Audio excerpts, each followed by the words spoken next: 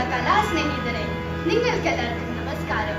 ഞങ്ങൾ ആരംഭിക്കുന്നു അഗ്നി പരീക്ഷ. ഈ കഥ തുടങ്ങുന്നത് മെസ്സൊപ്പൊട്ടേമിയയുടെ അടുത്തുള്ള അസീരിയ എന്ന ദേശത്തിലാണ്.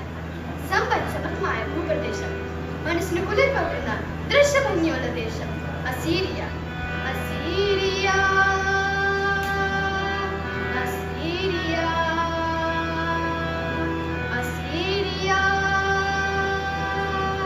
അസീരിയ. കണ്ണും കരലും കവരും കൺമിങ്ങും വയലിരയെങ്ങും. കണ്ണും കരലും കവരും കൺമിങ്ങും വയലിരയെങ്ങും. അസീരിയ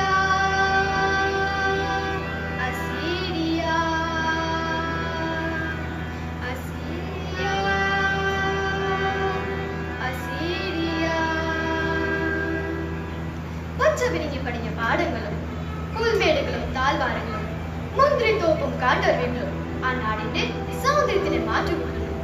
ഇതിനിടയിൽ ജീവിതം കഴിച്ചുകൂട്ടുന്ന ഇടയന്മാർ ആദ്യം ഭട്ടുമായി മേയുന്നു. വെളിഞ്ഞ പഴുത്തു ഗോതമ്പിന്റെ നിറമുള്ള ഗ്രാമീണ പെൺകുടികൾമാർ.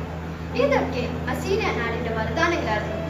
വെളുപെടുത്ത കാലം പോലും സുന്ദരികളായ പെൺകുട്ടികൾ ഒത്തിച്ചേർന്നുള്ള നൃത്തവും പാട്ടുമാണ്. ആചിച്ചങ്കാതിരുകൾ തെയ്യം തെയ്യം താര ആരാരോ നട്ടേ തെയ്യം തെയ്യം താര. ചന്ദിരകാരിരുകൾ തെയ്യം തെയ്യം താര പിടിയാരോ നട്ടേ തെയ്യം തെയ്യം താര. തെയ്യോ തങ്ക തെയ്യോ തങ്ക തെയ്യോ തങ്ക തെയ്യോ തെയ്യോ തങ്ക തെയ്യോ തങ്ക തെയ്യോ തങ്ക തെയ്യോ. നലു വിലങ്ങേ തെയ്യം താര നലു വിലങ്ങേ തെയ്യം താര. നാടെങ്ങും സ്വർവന്നു വിലങ്ങേ നാടാനെ ഒരുമിച്ചാനു തിമങ്ങേ. തെയ്യോ തങ്ക തെയ്യോ തങ്ക തെയ്യോ തങ്ക തെയ്യോ തെയ്യോ തങ്ക തെയ്യോ തങ്ക തെയ്യോ തങ്ക തെയ്യോ. ഇതൊക്കെ അസീരിയ നാടിന്റെ കലാവൈഭവത്തെ വിളിച്ചൂട്ടുന്നു. പക്ഷേ അസീരിയയിലെ ജനങ്ങൾ ഏകദൈവ വിശ്വാസത്തിലായിരുന്നില്ല. സൂര്യൻ, ചന്ദ്രൻ ഇതൊക്കെയായിരുന്നു അവരുടെ ആരാധനാമൂർത്തികൾ. കഷ്ടമില്ലാതെ എന്തു പറയാൻ. എന്നാൽ ഏകദൈവത്തിൽ മാത്രം വിശ്വസിച്ചിരുന്ന ഒരു മനുഷ്യൻ അവിടെ ഉണ്ടായിരുന്നു. അബ്രാം, നീതിമാനും ഭക്തനുമായ മനുഷ്യൻ. അവന്റെ ഇടയിൽ ഒരു സുന്ദരിയായ സ്ത്രീ നടന്നെടുത്തു. സാര അബ്രാത്തിന്റെ ഭാര്യ. പുഷ്പിത ജീവിതവാതിലോ ഒരപ്സര സുന്ദരിയാണു സാര. ആരാധനില്ലാത്ത യാവരിയിൽ ആതുവൾ നായികയാണു സാര. അബ്രാത്തിന്റെ എല്ലാമായിരുന്നു സാര. രണ്ടുപേരും ഏകദൈവ വിശ്വാസികൾ. അങ്ങനെ ഭക്തിയോടും ആരാധ്യയോടും ഒരുങ്ങി അവർ ജീവിക്കുകയായിരുന്നു. എന്നാൽ ഒരു ദുഃഖം അവരെ നിരന്തരം വേട്ടയാടിക്കൊണ്ടിരുന്നു. നാളുകളും കഴിഞ്ഞിട്ടും അവർക്കൊരു കുഞ്ഞിക്കാൽ കാണുവാൻ കഴിഞ്ഞില്ല. എന്നും ഈ സങ്കടം സ്മരിച്ച് തങ്ങളുടെ ദൈവമായ യഹോവയുടെ മുമ്പിൽ അവർ പ്രാർത്ഥിക്കും.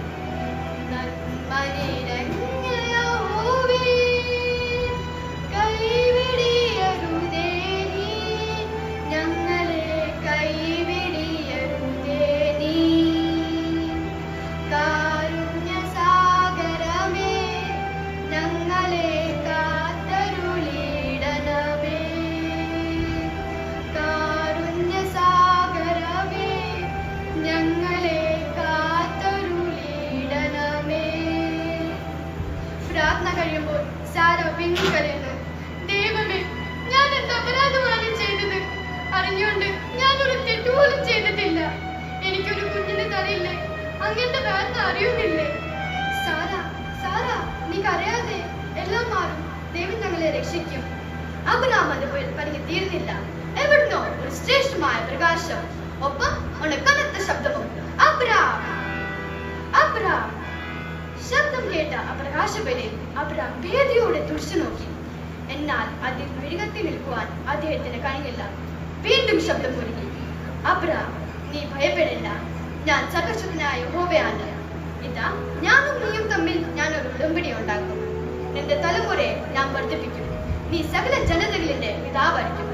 ഇനി മുതൽ നീ അബ്രാം അല്ല, അബ്രഹാം എന്ന് വിളിക്കപ്പെടും. വെറും ഞാൻ കൽപ്പിക്കുന്ന ദേശത്തിൽ നീ വന്ന് താമസിക്കും. അബ്രാമി വചനങ്ങൾ ശ്രദ്ധയോടെ കേൾക്കുകയായിരുന്നു. ഉടനെ അവൻ തന്റെ ഭാര്യയായ സാരയെ വിളിച്ചു. സാര, സാര, നീ കേട്ടായിരുന്നോ ദൈവം തന്ന വാഗ്ദാനം? ഇല്ല, ഞാനൊന്നും കേട്ടുമില്ല, ഞാനൊന്നും അറിഞ്ഞുമില്ല. അന്നാ കേട്ടൂലു, ദൈവം തങ്ങളെ ക്ഷണിച്ചിരിക്കുന്നു കാനാൻ ദേശത്ത്. വൈകിട്ട് നമുക്ക് ഉടനെ യാത്ര പോകാം. ദൈവവചനം കേട്ട 2 ദമ്പതികന്മാർ അസീരയിൽ നിന്നും കാനാൻ ദേശത്തിൽ യാത്ര പുറപ്പെടുന്നു. ദൈവത്തിൻ തിരുമൊഴി കേട്ടു യാത്രയായി, മാറ്റത്തിൻ സ്വപ്നം കാണും ദേശത്തിൽ. പകലിവല്ലാതെ വിശ്രമമില്ലാതെ യാത്ര, യാത്ര, ഒരു തീർത്ഥയാത്ര, ഒരു തീർത്ഥയാത്ര, ഒരു തീർത്ഥയാത്ര. ക്ലേശങ്ങളേറെ സഹിച്ചുള്ള യാത്ര. ദിവസങ്ങൾ കഴിഞ്ഞിട്ടും അവർ ദൈവനിയുക്തമായ ദേശത്തിൽ എത്തിച്ചേർന്നു. കാനാൻ ദേശം പേരുപോലെ മനോഹരമായ ദേശം. ശുക്ഷന്ന പൂവ് ചൂടും താൽവരകൾ, കലം കലം പാടും കുഴിച്ചൂടുകൾ, മലനിരകൾ, ഒരിറ്റിൽ മലനിരകൾ, നയന മനോഹരമായ ഈ പ്രദേശം. അബ്രഹാം, നോക്കൂ എന്ത് നല്ല പ്രദേശം, എന്ത് ഭംഗി. സാറായ്ക്ക് ദേശം വളരെ പ്രിയായി. അങ്ങനെ ദൈവനിയുക്തമായ ദേശത്തിൽ അബ്രഹാം സാരയോടൊപ്പം താമസിക്കാൻ തുടങ്ങി. ദിവസങ്ങളും മാസങ്ങളും വർഷങ്ങളും അടിപടി ഓടിയകന്നു. ഒരു ദിവസം ഒരു വൃദ്ധനായ അബ്രഹാം ഉണ്ടാക്കിയിരിക്കുമ്പോൾ 3 അതിഥികൾ അവിടേക്ക് വന്നു. അബ്രഹാമും സാരയും സന്തോഷപൂർവ്വം അവരെ സ്വീകരിച്ച് സംതൃപ്തരാക്കി. മടങ്ങി പോകുമ്പോൾ ആ കൂട്ടത്തിലൊരാൾ അബ്രഹാത്തിനോട് പറഞ്ഞു, അബ്രഹാം, അടുത്ത കൊല്ലം ഈ സമയത്ത് നിന്റെ ഭാര്യ സാര ഒരു ആൺകുഞ്ഞെ പ്രസവിക്കും. എന്താ ഞാൻ അത് കേൾക്കുന്നത്? ഇത് സത്യമോ? അബ്രഹാത്തിന്റെ അംഗരംഗം പിടിപെടുത്തു. അതിഥിയുടെ അപ്രതീക്ഷിതമായ വചനങ്ങൾ വിശ്വസിക്കാൻ വൃദ്ധനായ അബ്രഹാത്തിനു സാരയ്ക്കും കഴിഞ്ഞില്ല. പക്ഷേ അത്ഭുതങ്ങൾ പ്രവർത്തിക്കുന്ന ദൈവത്തിന്റെ ആജ്ഞ അവിടെ നിറവേറ്റി. സാര യഥാകാലം പ്രസവിച്ചു. ഒരു ആൺകുഞ്ഞ്, ഒരു കുഞ്ഞോമൻ കുഞ്ഞ്. അബ്രഹാം സാരയും സന്തോഷം കൊണ്ട് മതിവെടുത്തു. തങ്ങളുടെ കുഞ്ഞോമൻ കുഞ്ഞിനെ അവർ പേരിട്ടു ഇസ്ഹാക്ക്. ഇസ്ഹാക്ക് അവരുടെ ജീവന്റെ ജീവനായിരുന്നു. വയസ്സുകാലത്തിൽ ആ വസന്ത മലയിനെ ഒരു നിമിഷം പോലും പിടുങ്ങിക്കാൻ വൃദ്ധരായ അബ്രഹാത്തിനോ സാരയ്ക്കോ കഴിഞ്ഞില്ല. എന്തിനേറെ പറയുന്നു, ആ കുഞ്ഞിനെ സ്നേഹിക്കുന്ന കാര്യത്തിലും അവനെ ലാലിക്കുന്ന കാര്യത്തിലും ആ മാതാപിതാക്കൾ തമ്മിൽ ഒരു മത്സരം തന്നെയായിരുന്നു. ഒരു മുത്തം മണിമുത്തം പൂവനമുത്തം കുഞ്ഞാമനമ്മ തരാം ബാബോ ബാബോ, ഇരുമുത്തം ഇരുങ്കവിലും തരാം അച്ഛന്റെ കുഞ്ഞും ബാബോ ബാബോ. അബ്രഹാം സാരയും മത്സരിച്ച് വാരിക്കോടി സ്നേഹം കൊണ്ട് ഇസ്ഹാക്ക് വളർന്നു. ഇന്ന് ഇസ്ഹാക്ക് ഒരു ചെറുക്കന ബാലനാണ്. ഒരു കുസൃതി കൊണ്ട് പ്രായത്തിൽ അധികം ബുദ്ധിയുള്ള അവനെ എല്ലാവർക്കും ഇഷ്ടമായിരുന്നു. കാരണം വാക്കിലുമല്ല കാഴ്ചയിലും അവനൊരു മിടുക്കാൻ തന്നെ. അങ്ങനെ എല്ലാവരുടെ ഓമനയായി ഇസ്ഹാക്ക് വളർന്നു. അച്ഛന്റെ ഓമന പുത്രനാനേ, അമ്മ തന്നാനോമൻ പൈതലാനേ, കണ്ണിന്റെ കണ്ണായി കരളിന്റെ കുളിരായി ജീവന്റെ ജീവനായി തീരുപോയി. സന്തോഷമുള്ള ദിവസത്തിനെ പിന്നിലാക്കിക്കൊണ്ട് അബ്രഹാത്തിന്റെ കുടുംബ ജീവിതം സ്വച്ഛതം വരുന്നു. അങ്ങനെ ഇരിക്കെ ഒരു ദിവസം ദൈവം അബ്രഹാത്തിനോട് പറഞ്ഞു, അബ്രഹാം, നീ നിന്റെ ഏകപുത്രൻ ഇസ്ഹാക്കിനെ എനിക്ക് വേണ്ടി ബലിയർപ്പിക്കണം.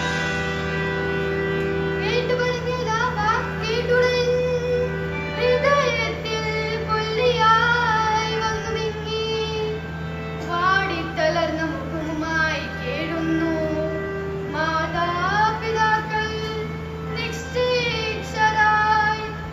ദൈവവചനം കേട്ട് അബ്രഹാം വർവിച്ചു നിന്നു. വയസ്സുകാലത്തിൽ ആകെ നോട്ടിക്കെട്ടിയ പുത്രൻ ഒരു വശത്ത്, സർവശക്തനായ ദൈവത്തിന്റെ ആജ്ഞ മറുവശത്ത്.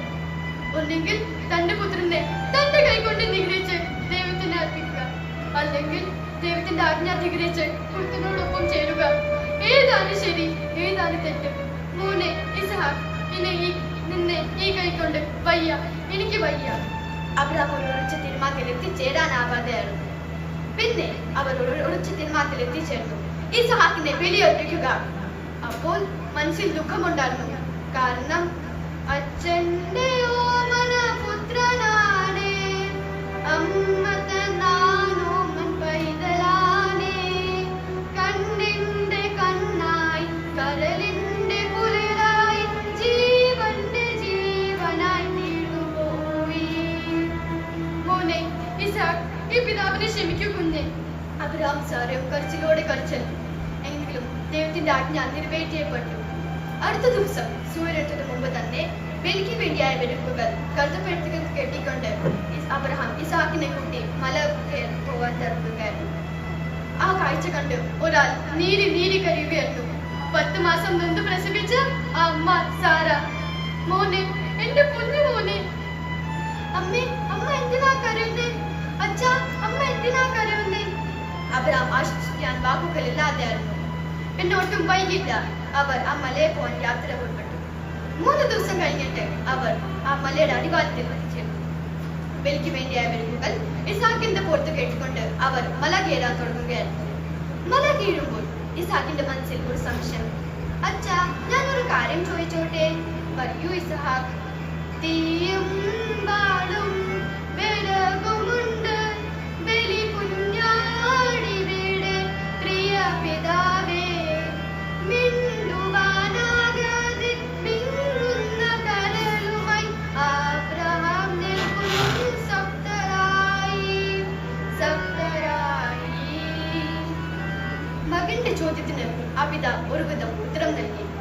മോനെ, ഞങ്ങൾ മലമുകളിൽ എത്തുമ്പോൾ ബലിക്ക് വേണ്ടിയ കുഞ്ഞാട് ദൈവം ഞങ്ങൾക്ക് തരും. പിന്നെ അവർ മല കയറാൻ തുടങ്ങി. വീടും ഉണ്ടാക്കുന്ന അബ്രഹാം വെറുപ്പുകൾ അടുപ്പിച്ചു കൊടുക്കുന്ന ഇസാക്ക് നിമിഷം മാത്രയായിരുന്നില്ല. ബലിപീഠം പൂർത്തിയായി. പെട്ടെന്ന് വെറുകൊടുക്കാൻ തായ് കുഞ്ഞി ഇസാക്കിനെ അബ്രഹാം വലിച്ചു. അച്ഛാ, എന്താണിത്? എന്നെ വിട്, എന്നെ വിട്.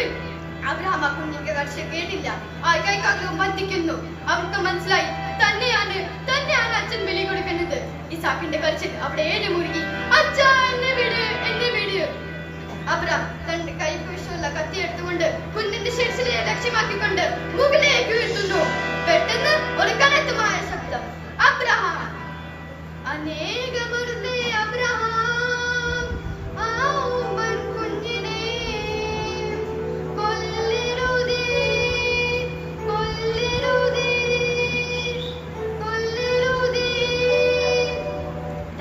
തന്റെ മുമ്പിൽ ആ ദൈവദൂതൻ. അബ്രഹാം, നീ ഇസാക്കിനെ കൊല്ലരുത്. നിനക്ക് ദൈവത്തിൽ എത്ര വിശ്വാസമുണ്ടെന്ന് അറിയുവാൻ ദൈവം നൽകിയ ഈ പരീക്ഷണമാണിത്. ആ പരീക്ഷണത്തിൽ നീ പൂർണ്ണമായി വിജയിച്ചെങ്കിലും ദൈവം നിന്നെ പ്രസാദിച്ചിരുന്നു. ഈ വചനം കേട്ട് അബ്രഹാം ഉറക്കെ വിളിച്ചു, എന്റെ ദൈവമേ, എന്റെ യഹോവേ, പിതാവേ, പിതാവേ, കാരുണ്യവാനായ നാഥ, കരുണ ചൊരിഞ്ഞ മനസ്സേ, ആനന്ദബാഷ്പം നിറഞ്ഞു, അകതാരിൽ പൂമഴ പെയ്തു, ആനന്ദബാഷ്പം നിറഞ്ഞു. പ്രിയമുള്ളവരെ, അബ്രഹാം കപടവൃദ്ധനായിരുന്നില്ല. അബ്രഹാത്തിന്റെ വിശ്വാസം കാരണമാണ് അബ്രഹാം ഈ പരീക്ഷണത്തിൽ പൂർണ്ണമായി വിജയിച്ചിരുന്നത്. വിശ്വാസം അതിൽ ഭക്തരുള്ളത് ഉറപ്പിച്ചതാകട്ടെ എന്ന് ആശംസിക്കൊണ്ട് നിർത്തുന്നു. നന്ദി, നമസ്കാരം.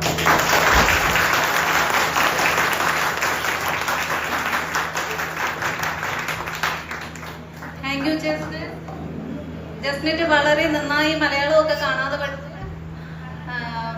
നല്ലൊരു കഥാപ്രസംഗം അവതരിപ്പിച്ചു ജസ്നെറ്റ്.